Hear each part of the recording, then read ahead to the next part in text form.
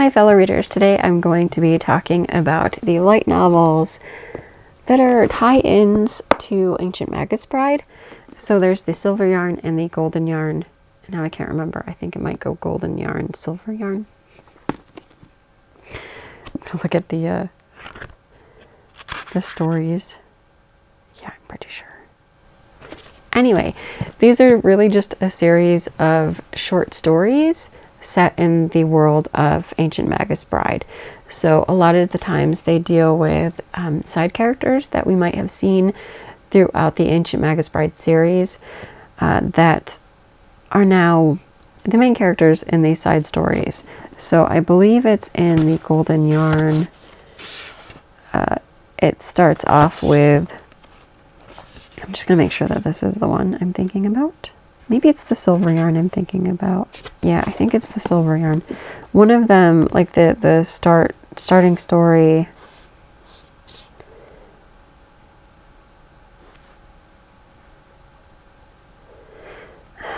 No, I'm wrong. I think it is in this one. One of the stories, it's not the first one. That's what's throwing me off. In one of the volumes, there's the story of the, what is she called? The one fairy, is it the Lian and She, who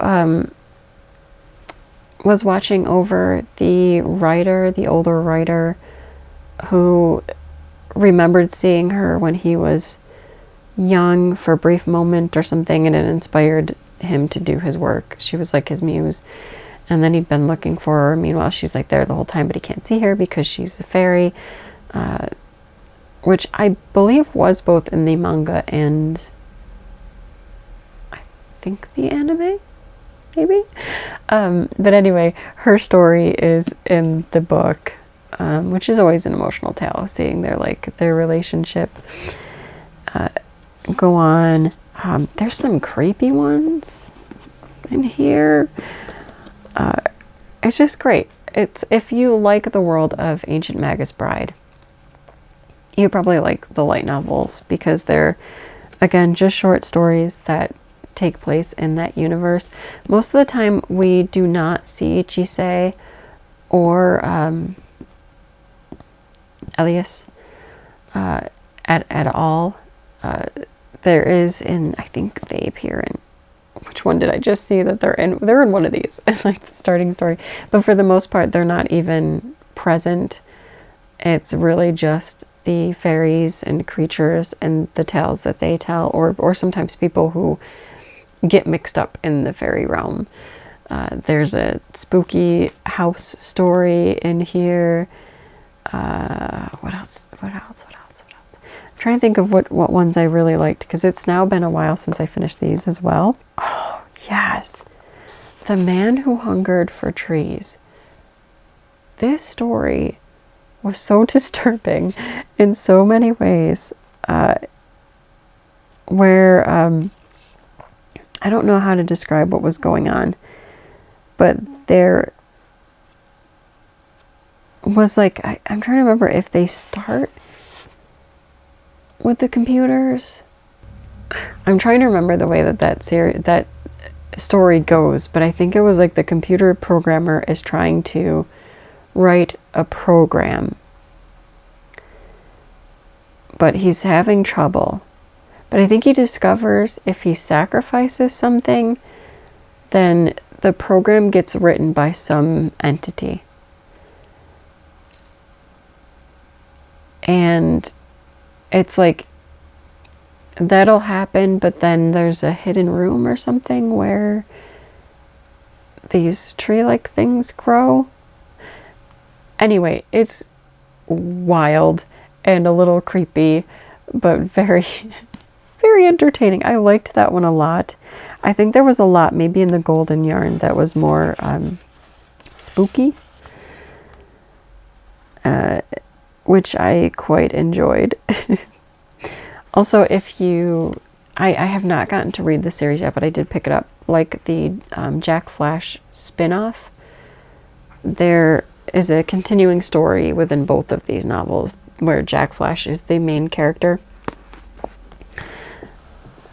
and you just get to follow along in that adventure. I actually picked up that spin-off series after reading the light novels so that I could see how it is. But I mean, I would freely admit to the fact that I've been kind of waning, I guess, on my interest of the Ancient Magus Bride. I loved the first few volumes of that series. I thought they were really strong. And then once we got to the college arc, my interest has been more waning. There's been a couple of good stories, and I think I'm like 3 volumes behind, maybe up to 4 now. So I just need to pick it up and see how things are progressing. At least I'm pretty sure I'm still behind.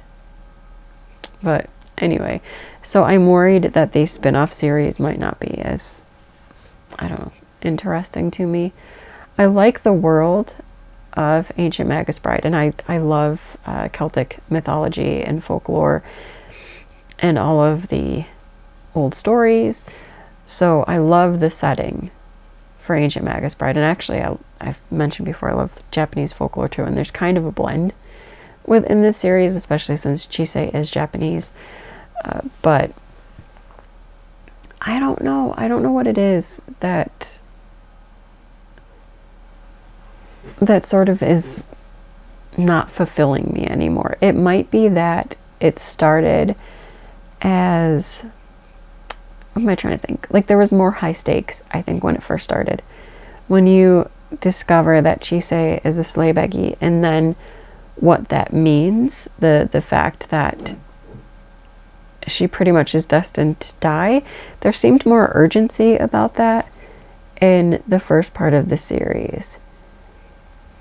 And then it had that peak, and now it's sort of like, they don't really bring that up as often, and I don't know. I feel like the intensity and the darkness has dimmed quite a bit. And I don't know if that's in order to draw it out to make it be a longer series.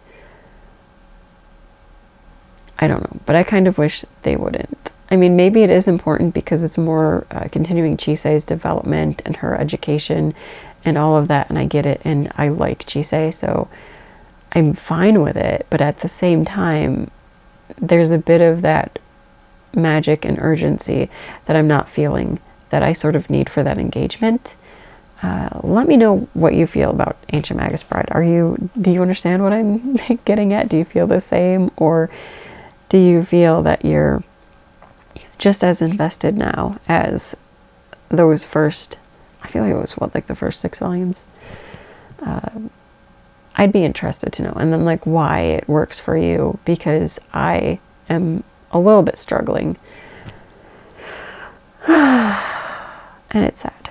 But these were fun. Like, even saying that, struggling through it, these were kind of fun because they were just like short vignettes throughout like Celtic folklore, but with, you know, characters that we've seen or know. I think even the cats are in one of these, if I'm remembering correctly, and I loved that storyline. So I would say, if you like the world of Ancient Magus Bride and you want to supplement it, these are great. I actually think I picked both of these up. I don't think they're available there anymore, but I had picked these up on Book Outlet, so they were highly discounted, and I was like, yeah, I like Ancient Magus Bride, I'll pick them up. And then they sat on my shelf for like literal years. I'm pretty sure it was literal years. It was a while until I finally bit the bullet and read them. I'm like, let's get those out of the way. They're some of the light novels I've owned the longest. They might be the light novels I've owned the longest. And it was time. And they were good. They're very, very fun. So that's it. Ancient Magus Bride light novels. The golden yarn, the silver yarn. Good, I did not reverse that. Pick them up. That's it for this video. Until next time, bye.